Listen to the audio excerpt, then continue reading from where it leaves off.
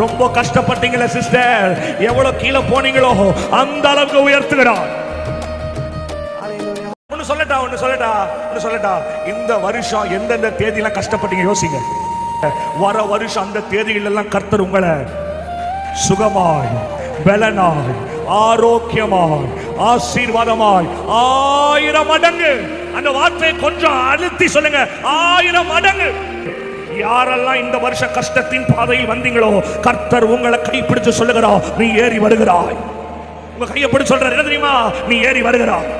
ஐயோ, ஜெபிக்கிற தேவப்பிள்ளை ஆமென் சொல்லிருக்கணுமே, ஆராதிக்கிற தேவப்பிள்ளை ஆமென் சொல்லிருக்கணுமே.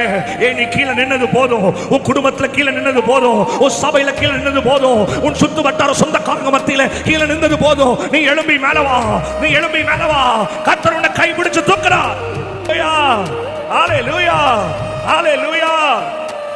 யாரும் யோசிக்க முடியாத அளவுக்கு 2026 கர்த்தர் உன்னை உயர்த்துகிறார். நீங்களே யோசிச்சு பார்க்காத அளவுக்கு கர்த்தர் உங்களை உயர்த்துகிறார். ரொம்ப கஷ்டப்பட்டீங்களே சிஸ்டர், எவ்வளவு கீழே போனீங்களோ அந்த அளவுக்கு உயர்த்துகிறார்.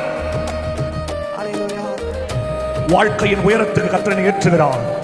அந்த தரிசனங்கள் மேல ஏறுகிறேன், அந்த கடல் அலை மேல ஏறி நடக்கிறேன், அந்த உபத்திரவங்களுக்கு மேல ஏறுகிறேன்.